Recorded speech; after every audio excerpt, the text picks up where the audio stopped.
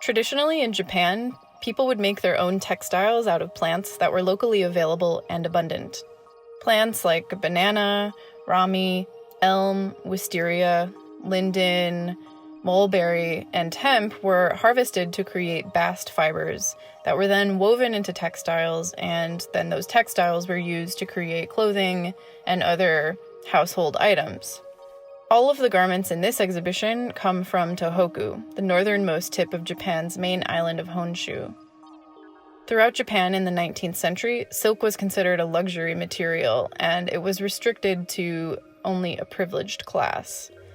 Tohoku in particular has a very harsh climate. It's cold, a lot of snow and precipitation, and many plants are difficult to cultivate there, especially in the 19th century. Hemp, on the other hand, was relatively high yield, and it was easy to process. It also has a long history of use in Tohoku.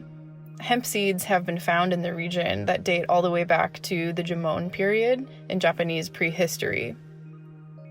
The benefit of hemp cloth is that it is fairly water repellent. It weaves in a coarse, open mesh that makes it light and airy for summer, but it's not very insulating for the cold winters in Tohoku.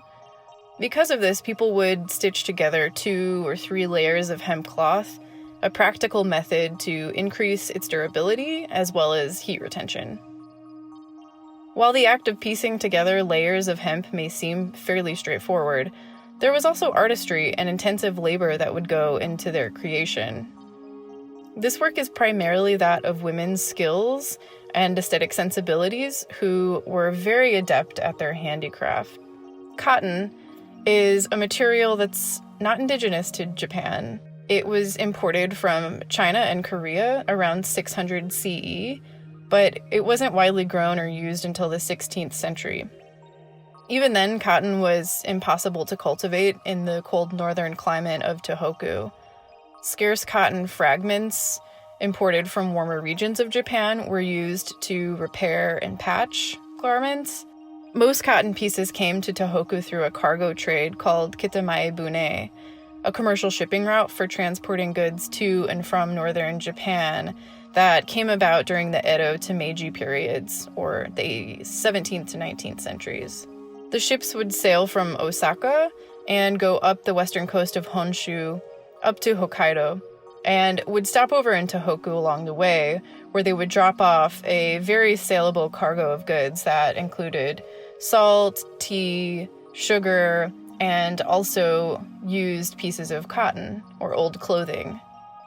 Most commoners in Tohoku could really only afford leftover scraps of textiles, and itinerant traders would basically pack these scraps in rice bales and then peddle them throughout the region. Different households would also go in together to collectively buy a single bale of damaged fabric.